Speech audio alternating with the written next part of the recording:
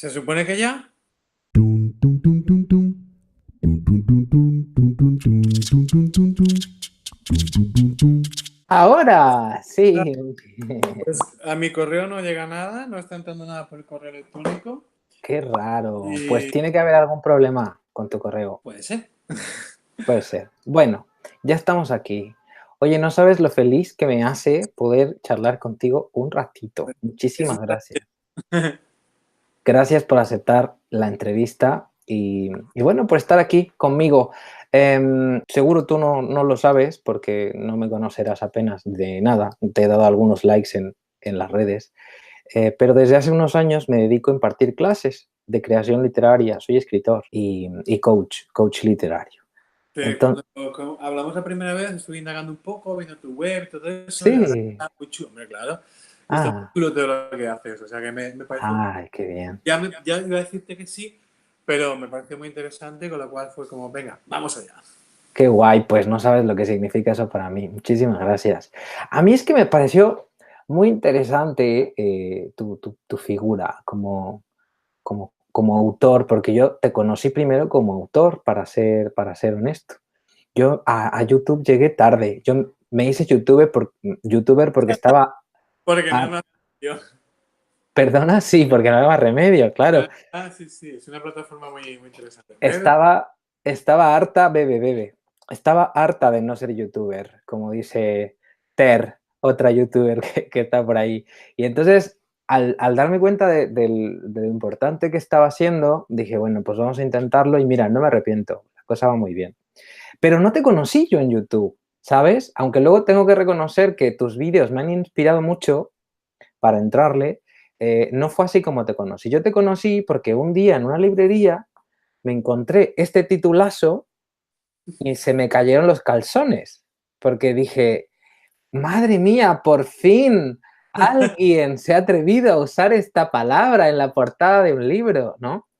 Y a partir de ese momento dije, bueno, este hombre habrá que investigarlo, habrá que ver de qué va, lo suyo, qué hace, qué es de su vida. Y desde entonces, pues lo reconozco, no me he podido despegar. Estoy atento, te sigo por las redes, te sigo por el canal y me leo tus libros porque me parecen fantásticos. Pero al margen de mi modo fan, voy a intentar salir de ese modo fan en el que me encuentro ahora, me ha parecido muy interesante lo que has conseguido hacer, sobre todo a partir de la publicación del último libro. Ujú. Porque con los primeros dos libros, voy a poner la mano aquí porque, un momento, porque un color rarísimo. Sí, sí, a veces Me cuando estás, a veces pasa que la cámara cambia el color, ¿no? Un tono terrible. Bueno, ya veré. no te Ya lo preocupes. editaré luego. Sobre todo con la publicación de tu último libro. Encima que también es terrible, pero bueno. La luz de arriba. No, bueno, ahora tengo una luz ambiental. Tengo yo, la luz, yo la tengo encima. Ah, bueno, no te Horrible. ves mal, ¿eh? Yo No te te veo veas. bien. Yo te veo bien, bueno. Al margen de lo guapo que me parezcas, te ves bien de momento, que estás Muchas bien gracias. iluminado. Si ves que empieza a desvariar la cosa, ya me avisas. Cámbiate de Sí. sitio. Vale. A ver, a partir de la publicación del último libro, Ujú. Sobrevivir al ambiente, dije, yo tengo que hablar con este señor, porque lo que está haciendo me parece muy significativo de cara a mis alumnos. Bueno, yo me especializo en la narrativa, pero me interesa mucho el ensayo como género y me han pedido mis alumnos que hable sobre el ensayo y pensé que una bonita manera de entrar en el género era hablar con alguien que es un experto en él, porque ha trabajado en él desde ambas perspectivas, la científica, la académica y la creativa, Ujú. ¿no?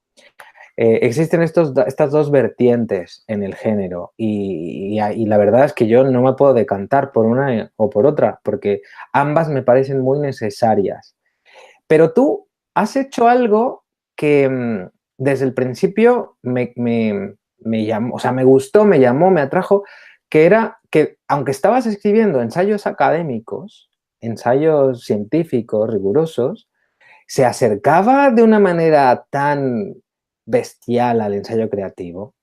Estaba tan presente tu personalidad, tu manera de utilizar el lenguaje y sobre todo tu sentido del humor, que no pude evitar decir, oye, que a ver, que no solo es la cuestión comunicativa, el aporte comunicativo, el contenido del libro, es que también, formalmente hablando, aquí hay algo que no estamos habituados a ver en los ensayos, encontrarnos en los ensayos académicos. Y luego ya, como no había más remedio, y también he escuchado en uno de tus vídeos recientes, como necesitabas tomarte un poco las cosas con más calma, te has aterrizado en el ensayo creativo, sin alejarte por completo de aquella perspectiva un poco, ¿no?, académica, pero ya te has quitado la capa de experta, ¿no? Y te has puesto a jugar, a pasártelo bien, a exponer una realidad, ¿no? Hablar de una realidad que te interesaba abordar, pero con una prioridad menos formal, ¿no? Y eso es lo que me atrajo a ti. De eso me gustaría que habláramos un poquito hoy. Muy bien. Bueno, una de las cosas que me gustaría que intentases hacer, yo sé que esto es difícil cuando intentamos hablar de literatura, pero ¿tú cómo definirías el género que trabajas? ¿Cómo entiendes el ensayo? Pues ser muy sincero, yo cuando escribo no pienso que estoy haciendo ensayo. Yo cuando escribo, en realidad estoy siguiendo el mismo patrón que sigo en las sesiones que mantengo con cada uno de mis pacientes o los talleres que llevo a la práctica. En psicología hay tres partes muy importantes, al menos en la forma en que yo abordo la psicología. Una que llamaremos la parte psicoeducativa, otra que llamaremos la parte del vínculo que se crea entre el paciente y terapeuta, y otro que es la parte técnica, que es la resolución del problema. Entonces, si te fijas en mis libros, esas tres partes son las que están presentes. La parte psicoeducativa, que es donde ofreces información a la persona de qué es lo que le está ocurriendo. Es la parte rigurosa y científica, cuando describes el estrés postraumático o la homofobia interiorizada. Proporcionas una información que a la persona le hace entender qué es lo que le está ocurriendo. Le pone nombre a lo que le preocupa, que a lo mejor no sabe ni siquiera cómo se llama, ni en qué consiste, ni en qué deriva, ni de dónde viene, ni por qué. Y le permite entenderse, comprender que eso tiene un origen, que es una causa, que es ajeno a su voluntad, que no se lo ha provocado él, y comprender que le ocurren a otras muchas personas y por eso lo han descrito. No es la enfermedad de Juan Ramírez, le pasa a todo el mundo y a Juan Ramírez, por inventarme un nombre, pues también. ¿De acuerdo? Esa es la primera parte, que es la parte rigurosa científica. Luego hay la parte técnica. Dice, bueno, y esto se resuelve de esta manera. Y ofreces soluciones, ofreces ejemplos, ofreces estrategias que hemos utilizado. Cuando hablo de alguna técnica concreta, siempre es alguna que he utilizado en consulta. Y es esa que va apareciendo ahí también, ofreciendo soluciones, planteamientos de futuro, todo aquello. Luego hay una parte muy importante que es el vínculo. El vínculo con la persona surge cuando tú te pones en su lugar, cuando empatizas con él, cuando generas un ambiente de trabajo confortable. A la persona le tiene que apetecer venir a consulta, pasárselo bien, salir de la consulta con un buen sabor de boca, aunque hayamos hablado de marrones tremendísimos y se tiene que ir con una gran esperanza de que puede resolver lo suyo. Y ahí el sentido del humor es imprescindible. El sentido del humor es, aquí te utilizo un símil cinematográfico, como abrir plano. De estar concentrados en el problema tan grande que tenemos, a de repente darnos cuenta que la realidad es mucho más amplia, que hay gente a nuestro alrededor que nos ayuda, que tampoco es para tanto, que hay otras cosas que pueden ser más complicadas incluso. Y eso es una herramienta que yo utilizo continuamente en mi trabajo. Y cuando me pongo a escribir, lo que hago es exactamente lo mismo, pero por escrito. Y aparecen esos tres componentes. Yo no pienso que esté haciendo ensayo. Yo pienso que estoy teniendo una relación terapéutica con la persona que está leyendo mi libro. Y ahí le ofrezco esas tres vertientes del trabajo psicológico. ¿Y en algún momento te detienes a mirar el resultado de ese ejercicio de escritura que reproduce, digamos, la estructura de tu ejercicio terapéutico para verlo con un poco más de objetividad? ¿En qué Sí. momento, o sea, llega algún momento en el que sí que te detengas a mirarlo con ojos con ojos más técnicos o con ojos más del oficio de quien está trabajando con las palabras? Sí, hay un proceso de edición, de revisión, entonces analizas la estructura, que es muy compleja, y te das cuenta de que esto no tenía que ir aquí, esta idea se está avanzando a otra que todavía no he desarrollado, por tanto tengo que cambiar el orden, y ahí sí, entonces ahí fue cuando me vino muy bien haber hecho un curso de novela, y me enseñaron a estructurar, y cuando tenía que ir introduciendo la información, y qué ideas se han trabajado ya, cuáles no, cuáles tienes que haber introducido previamente, los conectores, cuando vas haciendo avances. ¿Sí? Ese era un dato nuevo, no sabía que habías hecho un taller de novela. ¿Con Sí, quién? pues fue aquí en Barcelona. ¿Se puede saber con quién lo tomaste? Un centro que se llama Aula de Escritores y lo hice Ah, sí. en 2009. Yo, en ese año yo acababa de llegar a España apenas. 2009. No estabas tú, sino fue en 2009 porque yo llegué a Barcelona en 2008, me Sí. matriculé ya en esta época más o menos, octubre, noviembre de 2008 y durante Mm. todo el curso académico 2009 lo estuve haciendo. Y ahí, bueno, pues aprendí algunas herramientas sobre esto que estamos comentando ahora, ¿no? Sí. Ujú. Mucho la importancia de la estructura, ¿no? Y eso aparece sobre todo en el momento de la edición, ¿no? Es decir, yo he lanzado aquí las ideas, pero ahora tengo que ver cómo las presento y de qué forma. Y siempre hay muchas capas, ¿no? Entonces, ese momento, como dices, de cómo estoy presentando el material, si realmente lo estoy presentando como un ensayo, es una estructura que sea digerible, aparece en ese segundo momento que es el momento de la edición. Yo cuando planteo un libro, siempre me dejo mínimo mes y medio, 2 meses para editar y modificar y revisar y revisar. Esto guardo por ahí. Entonces esos son Sí, los borradores tus borradores. del ciclo, están todos ahí. Lo Qué guardo. bonito. Jolín, eso lo bonito que es, ¿verdad? Cuando uno pasa por esos procesos. Mm. Oye, que no se nos olvide volver al asunto este del taller en 2009 porque te quiero hacer una pregunta, pero antes de que nos desviemos, siguiendo en la perspectiva del ensayo, ¿no? ¿Mm?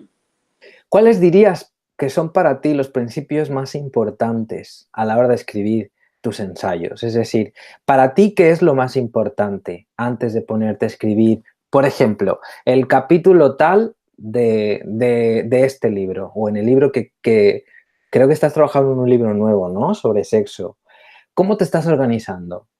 Que ya ahora tendrás las cosas un poco más, ¿cómo es esto? Como que ya le has pillado el tranquillo, que ya tienes como un método, ¿no?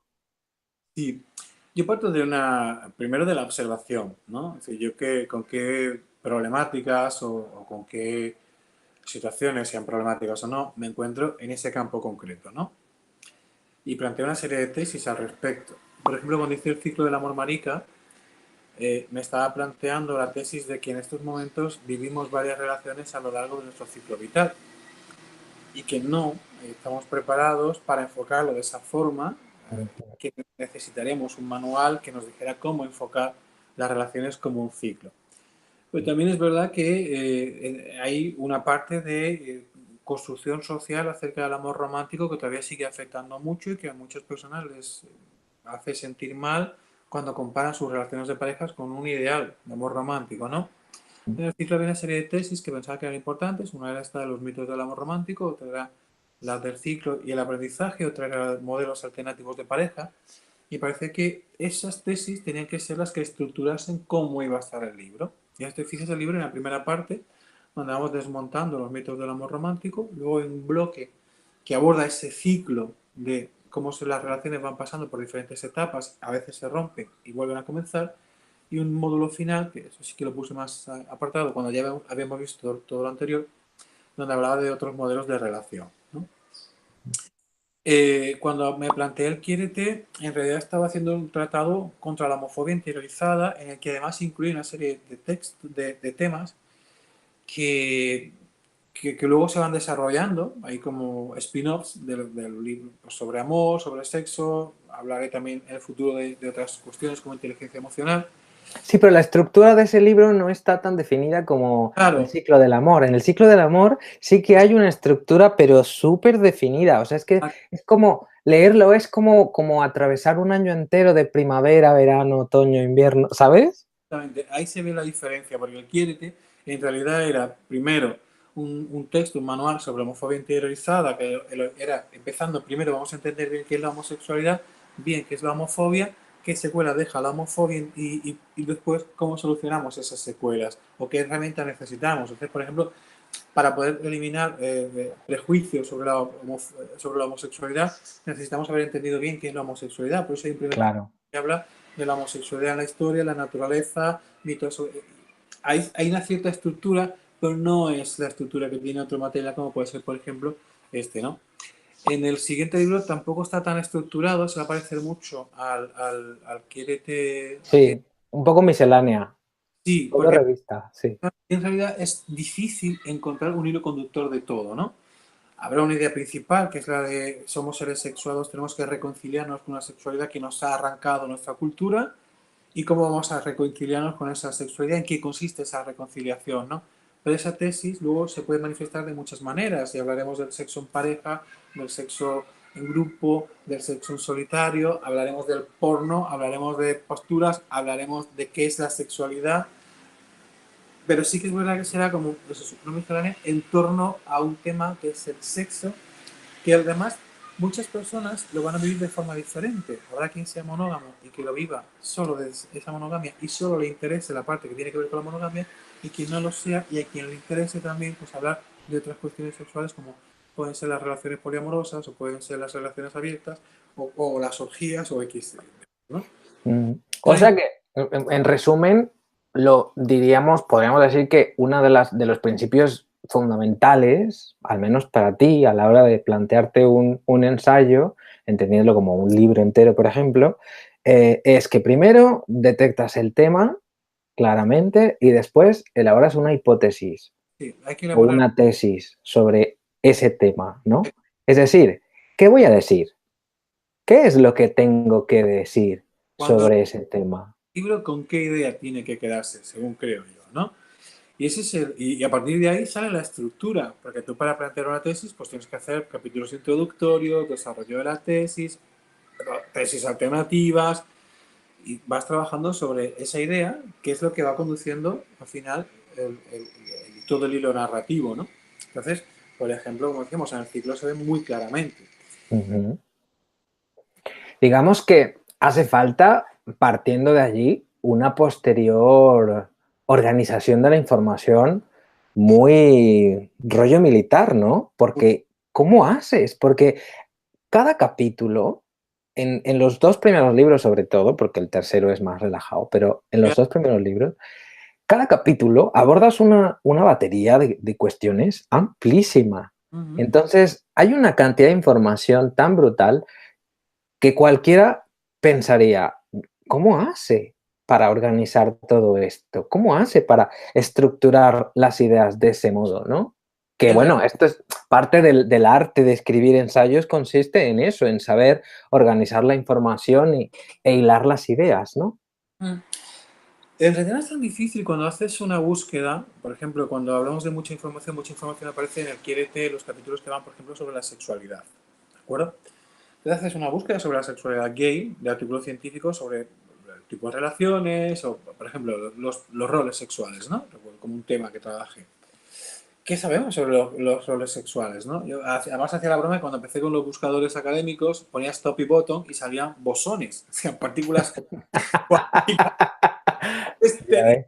Explicar que el top y bottom te refieres a gay. Tienes que meter gay por algún lado, ¿no? Porque si no, entrabas en servidores que te informaban sobre artículos de física cuántica. Entonces ahí, ¿qué se sabe sobre el tema? Pues hay artículos que hablan sobre la preferencia y si la preferencia tiene algo que ver con el género, la preferencia y la cultura, el efecto que tiene el posicionamiento en las relaciones sexuales para la transmisión de ITS. Hay una serie de... Veis que hay un montón de estudios y luego encontrabas que esos estudios entre sí coincidían con determinados temas. De pues mira, estos 5 abordan el género, estos 10 abordan el tema de la transmisión. Vas encontrando como que efectivamente hay como chunks, hay áreas temáticas en las que se relacionan. Y al final es fácil exponer, bueno, Pues en cuanto, por ejemplo, cómo influye el género, pues encontramos que Menganito Fulanito encontró que en culturas latinas esta influencia fue... Eso es muy hacer un paper. Mi editora, la que me revisa, pues después de todas mis revisiones, tal, pues hay una editora independiente de la editorial que me revisa el texto. Y una de las cosas que me dice, se nota que has escrito muchos papers y que estás muy acostumbrado a escribir papers, porque a veces el lenguaje se te va al paper. ¿Dónde estudiaste, Gabriel? Yo hice la carrera en la UNED, la Universidad Nacional a Distancia, en la sede de Cádiz, y luego hice el doctorado en Granada. Ajá. No llegué a presentar tesis doctoral porque me replanteé mi vida, pero sí que llegué, tenía la suficiencia investigada, es decir, ya solo estaba falta de llegar y presentarlo. La preparación estaba y eso se nota sobre todo a la hora de preparar un texto de manera científica. Para mí es muy fácil, estoy muy acostumbrado a hacer volcado de bases de datos, estructurarme toda la información, encontrar qué dicen unos, otros, si se contradicen, si no, si estos estudios son complementarios de los otros, en fin, hay todo un proceso que Sí. fue un entrenamiento durante años que conduce a, primero, saber buscar bien, saber organizar bien la información y saber hacer un buen informe acerca de eso que has encontrado, ¿no? Entonces, adicional al tener claro sobre qué y qué vas a decir y saber organizar la información, también hay que saber procesarla. No basta solo con tener la información bien organizadita en carpetas, hay que saber procesarla. Y ahí es donde entra tu personalidad creativa, ¿no? Y esa perspectiva única que tienes para abordar la información. Hay mucha práctica. Yo he trabajado con muchísimo más de 1000 y pico hombres diferentes y ya tienes una idea, después de tanta práctica, tienes una idea de qué temas realmente les preocupan a los hombres gays, ¿no? Entonces yo tengo como digamos que el trabajo de campo, la muestra Claro. muy amplia y yo Mm. sé lo que va a preocupar a la gente porque ya me lo han propuesto en consulta un montón de veces, en consulta en los talleres, en todo mi trabajo. Entonces, organizar la información teniendo en cuenta qué temas son prioritarios para la mayoría de mi comunidad me resulta sencillo porque es que lo vivo todo. Claro. Que te los van y te los cuentan todo. Claro. No te puedes ni imaginar, Todos los secretos, mariquita, te pero lo sabes tú. no te puedes ni imaginar. O sea, cosas que yo les digo, esto va en mi libro, que lo sepas, ¿eh?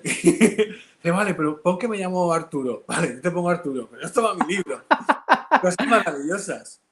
Eso está muy bien. Ahora te quería yo preguntar sobre eso, porque se nota que en tus libros estás tú. O sea, no está el tema sobre el que quieres hablar. Sí, también, pero estás tú, está Gabriel J. Martín, ¿sabes? Todo el rato te percibes. Háblame de cómo haces que tu vida personal se convierta, tu vida personal en todos los planos, porque no solo es en el plano profesional, que es el más importante, sin duda, pero yo ahí te veo presente de manera transversal, ¿no? ¿Cómo es esa transformación, esa ir de la vida personal al texto? Hay una parte, los psicólogos cuando vemos que es pertinente, compartimos con las personas con las que trabajamos aspectos de nuestra vida que pensamos que pueden ser relevantes para ellos, ¿no? Mira, pues esto a mí también me pasó, yo me encontré en esa situación, no sé, le puede ocurrir a cualquiera, tal, ¿no? Entonces para trabajar el vínculo precisamente, y aparte que es algo que surge de forma natural, también es cierto, porque cuando pasan muchas horas de conversación con alguien, el vínculo va surgiendo, ¿no? Entonces, a veces compartes partes de tu vida con ese otro ser humano que está ahí abriéndote su corazón y ayudas, con ese compartir con él, ayudas a que la persona se sienta más acogida, más comprendida, más empatizada, ¿no?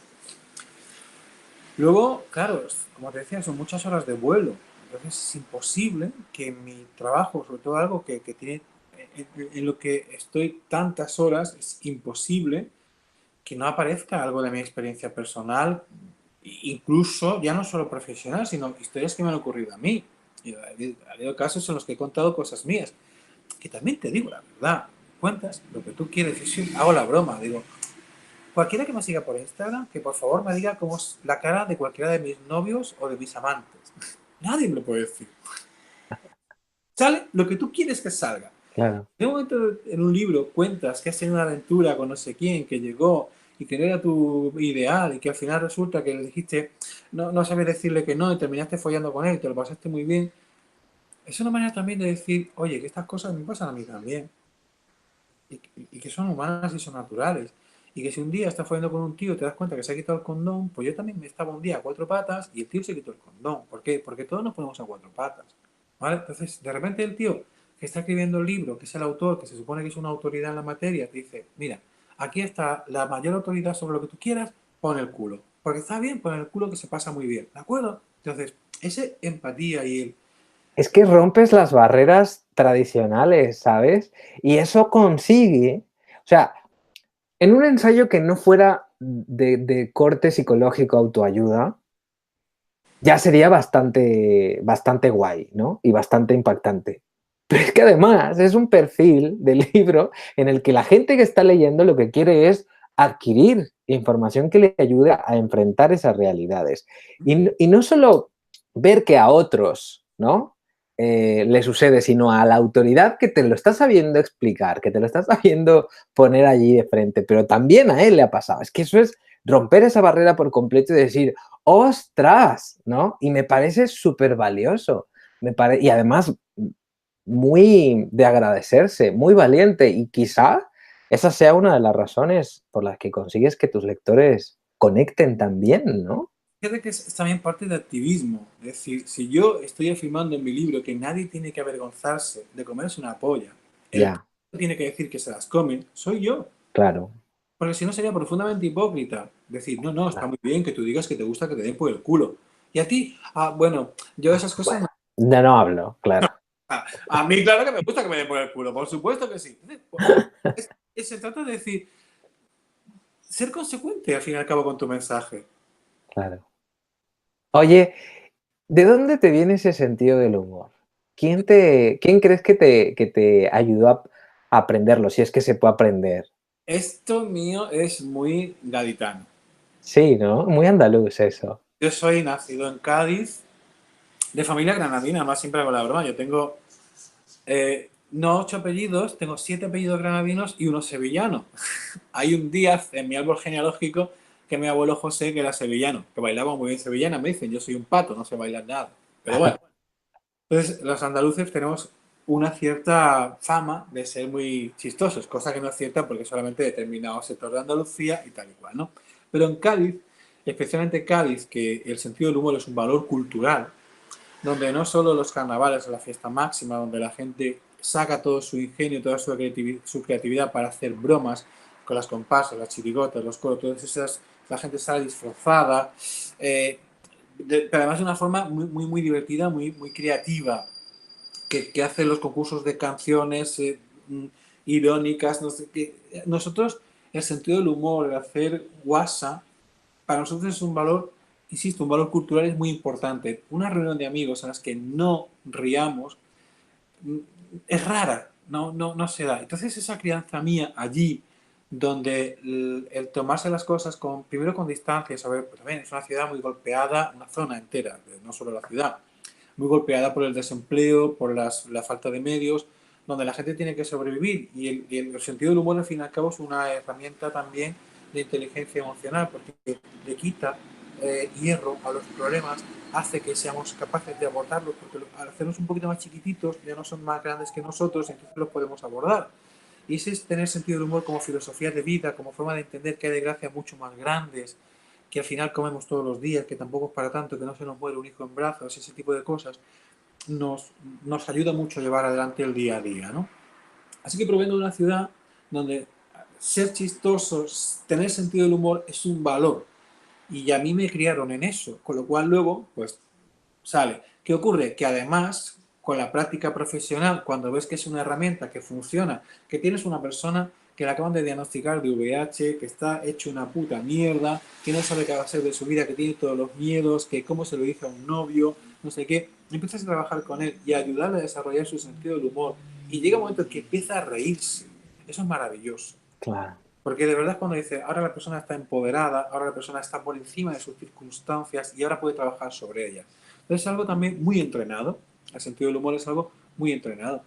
Y yo creo que la vida, y además es verdad, porque he tenido una vida muy complicada y creo que la vida hay que saber tomársela con sentido del humor, porque, primero, porque si no es imposible de vivirla, y segundo, porque es la única forma que tenemos para convertir los problemas en tremendos y grandes en asuntos que sí podemos abordar.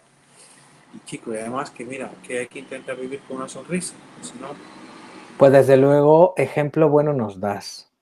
A mí me hace mucha gracia porque eh, esto me hace pensar, o sea, me hace gracia cómo tienes que explicar tu propia ironía en los libros.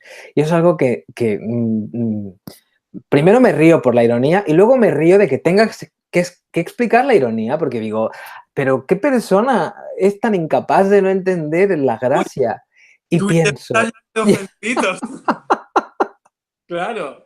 O sea, hay como un juego en varios niveles, ¿no? Primero está la broma, que la entiende todo el mundo, tal y cual, y luego está la retranca con el que tú no lo has entendido, ¿verdad, cariño? Vale, te lo voy a uy, explicar.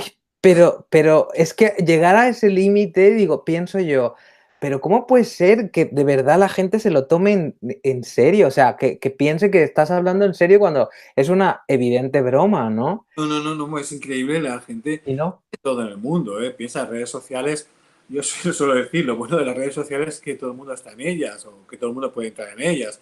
Lo malo de las redes sociales es que todo el mundo puede entrar en ellas. Entonces, al final, te encuentras con personas sin filtro, sin preparación, sin capacidad para darse cuenta de que estás siendo sarcástico, que es una forma también de expresarte.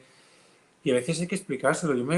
Sobre todo en el mundo LGTB es curioso los debates que existen tan encendidos y personas que le falta esa capacidad para ver cuando alguien está siendo pues eso, simplemente sarcástico. sí, una broma, claro, Y se habla mucho de los ofendiditos en redes sociales.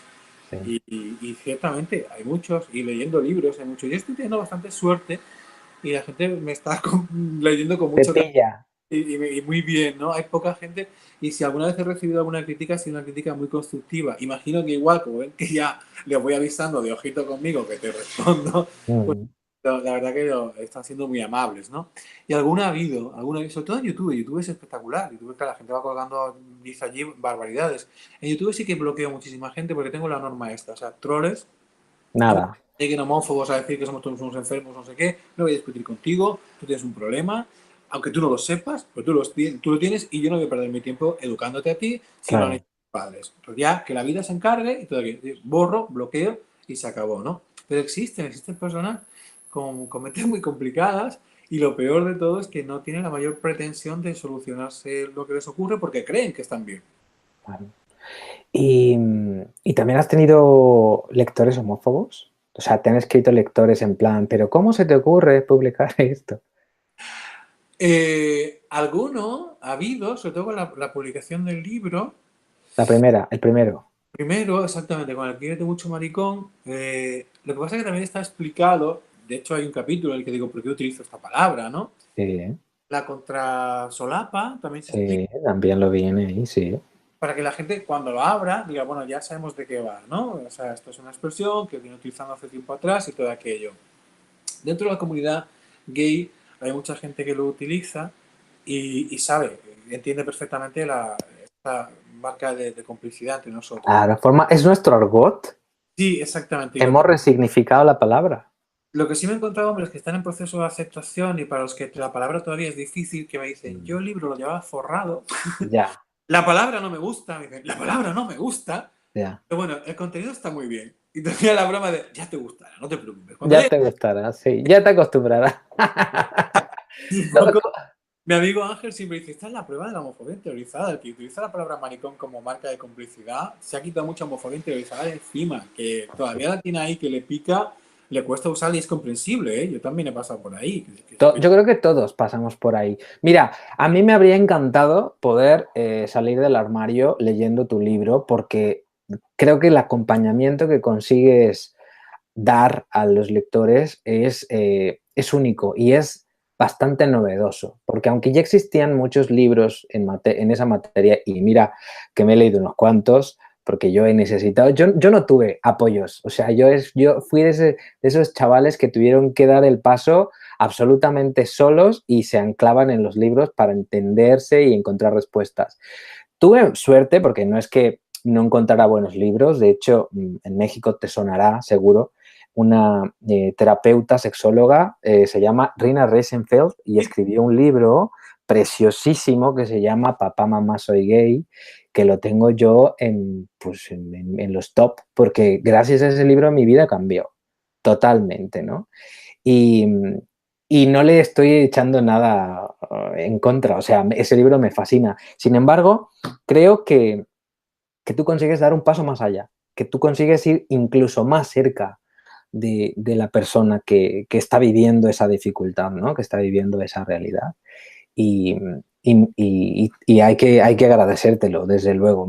Es una experiencia muy, muy tremenda la de salir del armario. Y yo fui uno de ellos, de esos que forraban los libros. Ese libro de Rina, yo me lo llevaba forrado porque no era capaz Yo de... 10 años no me hubiera comprado mi libro. Ya lo tengo clarísimo. A no ser que alguien me lo hubiera recomendado muchísimo. Yo lo sé. Claro, Pero también tengo muy claro, claro para quién escribo. claro. Entonces, como cuando hicimos el sobrevivir al ambiente, tiene muy claro para quién es mi público. Mi público es el gay que está asumido en Sí, el proceso de asunción.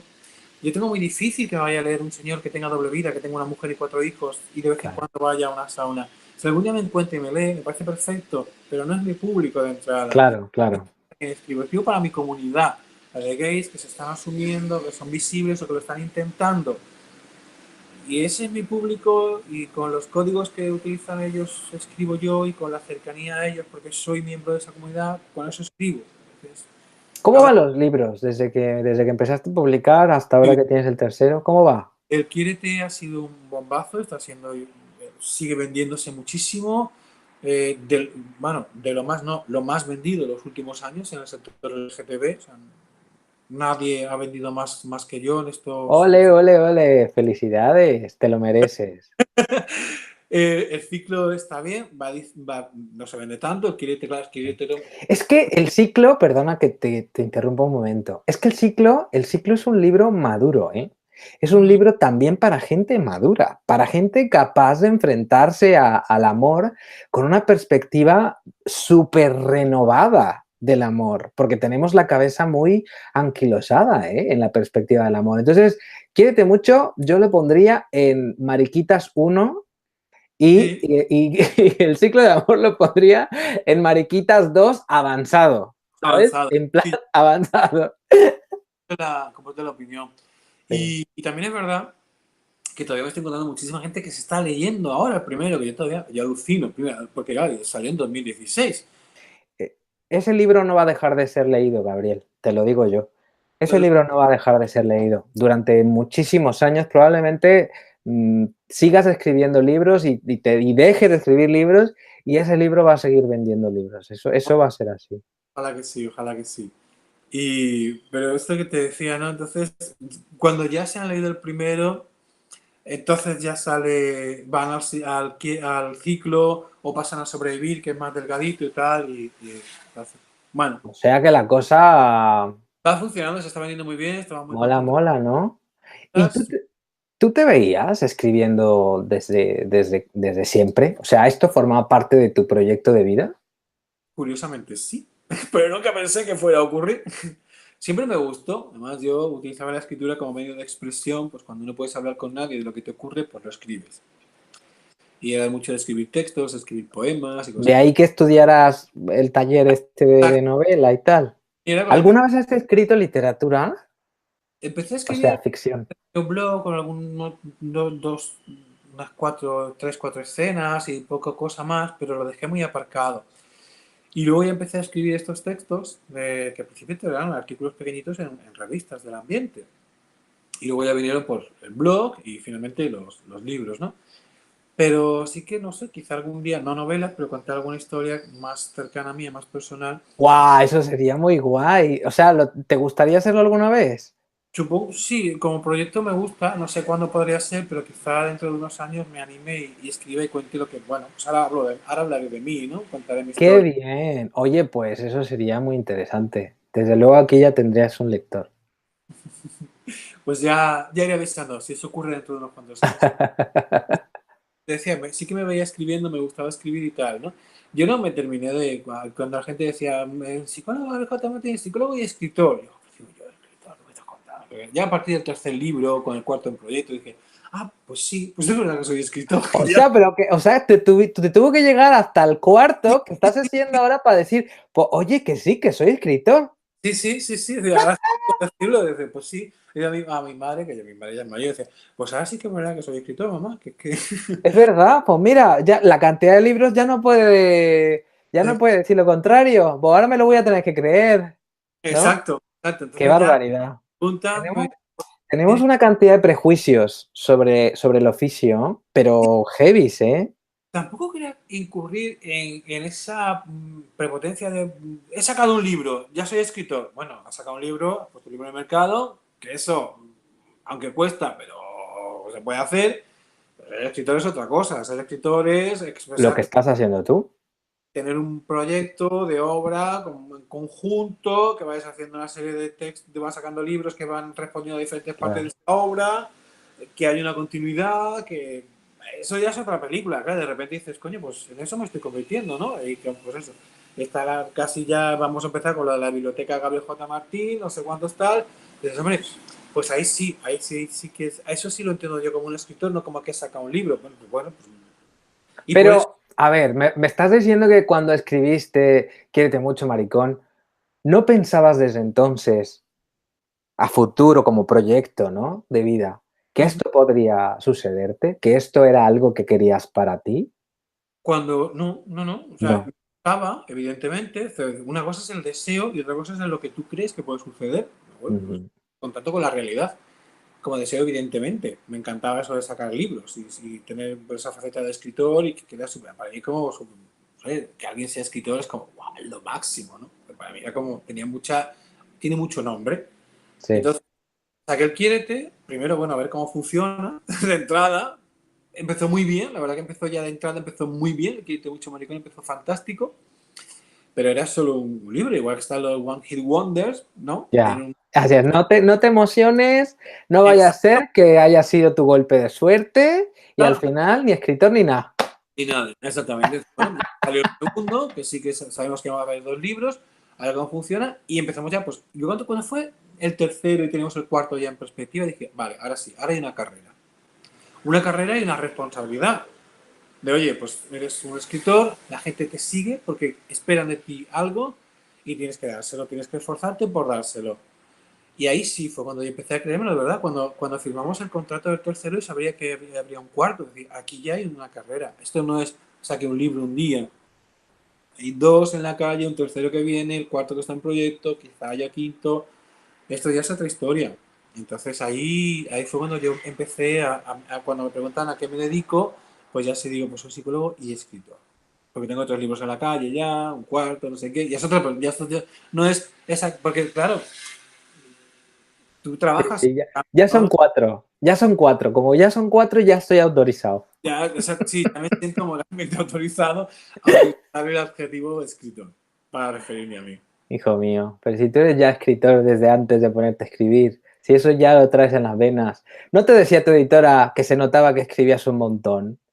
Sí, sí, Pues sí. eso ya, tú ya antes de publicar, que eso es publicar, tú ya eras escritor. Lo que pasa es que no habías publicado y no lo habías petado tanto como ahora. Bienvenido al club. Muchas gracias. Oye, querido, yo estoy feliz de charlar contigo, no te quiero quitar mucho más el tiempo, ha sido un placer, de verdad. A mí también, de Un verdad. honor. Para cerrar la entrevista, ¿qué le recomendarías a la gente que quiere aterrizar en el ensayo? Mira, yo he tenido muchos alumnos que se dedican a áreas distintas, ¿no? Tú estás en la psicología, pero ellos son empresarios o son nutriólogos o son, no sé, cosas distintas, ¿no? Profesiones diferentes. Y de pronto se les ocurren ideas para las cuales escribir libros. ¿Qué les dirías a ellos? ¿Qué consejos te atreverías a darles, ya que tienes tú esa experiencia escribiendo unos cuantos ensayos? Tres al menos de corte así hiper riguroso y uno en plan creativo lúdico. Pues les diría que fueran muy humildes, porque grandes ideas todos tenemos y todos pensamos que lo que nos ha pasado por la cabeza merece un libro. Pero luego sales y a lo mejor no es tan buena la idea. Entonces es muy importante que sean humildes, que se dejen leer y aconsejar por los demás y que, bueno, que permitan que el público también les proporcione un feedback acerca de lo que están diciendo, si merece la pena o no merece la pena, si es tan importante o no es tan importante, ¿no? Yo creo que Mm, es curioso porque los escritores por un lado tienen que tener un punto de ego, de saber quién es uno y lo que esperan de uno y esa responsabilidad de dar a los demás lo mejor de uno mismo, creyéndote quién eres, y por otro lado la humildad de entender que ni eres el mejor del mundo entero, que tus ideas no son brillantísimas, que pueden estar muy bien, pero que tienes que tener sobre todo mucho respeto a lo que hacen los demás, humildad por tanto contigo mismo. Y a mí me gusta mucho el tema, el concepto tener oficio, ¿vale? O sea, no es soy una estrella de la literatura, voy a ser un más, no sé, oficio. Me gusta lo que hago, escribo, leo, reviso, edito, comparto, intento crear buenos momentos a los demás cuando me están leyendo. Eso es una cosa diferente. Entonces, si alguien tiene humildad y procura trabajarse el oficio, puede que le vaya bien. Ya veremos. Oye, ahora que estás hablando de esto, ¿tú te curtiste esa humildad con tu blog? O sea, ese acercamiento y ese feedback del que me hablas antes de llegar al libro, porque yo sé que antes del libro tú publicabas mucho en tu blog. ¿Así te diste cuenta de la relevancia de los temas que tratabas y de la perspectiva y tal? Sí, tal cual. Y sobre todo, oyendo mucho a la gente que te lee. Oyéndolos, leyéndolos, que te opinen, que te digan, que te revisen, qué les parecen, con qué cosas no están de acuerdo, que verían de forma distinta y todo eso. O sea, oír a la gente. Si tú quieres, el que escribe quiere comunicar, pero no puedes pretender un monólogo. Llegas a los demás cuando estás dialogando con ellos. Y para dialogar con ellos, qué menos que saber qué les interesa. O haberles permitido previamente darte un feedback de qué consideran ellos que es importante o cómo están bien dichas las cosas. Si no tienes eso, si tú te crees que estás ahí en tu podium de qué maravilloso soy, qué ideas tan estupendas tengo, nos vamos a reír un rato de esta persona. Pero no. El que comunica bien es porque dialoga, no porque hace monólogos. Monólogos están guays con una cerveza y un humorista con un micro que te vaya haciendo el monólogo. Si no, pues le interesará mucho a ese señor o a esa señora, pero no comunica. Te agradezco un montón, Gabriel. Ha sido un Y verdadero placer. Muchas como gracias. de verla en tu canal y compartirla en mis redes, ¿eh? Sí, muy pronto. Pues no sé si de esta a la siguiente, pero pronto. Genial, genial, genial, genial. Te mando un beso. Un placer gigantesco. Muchísimas Muchísimas gracias, gracias. Y quiérete mucho. maricón. Hasta luego. Escribe que la vida son 2 días y en uno hay bloqueo. Lo haré, lo haré. Chao.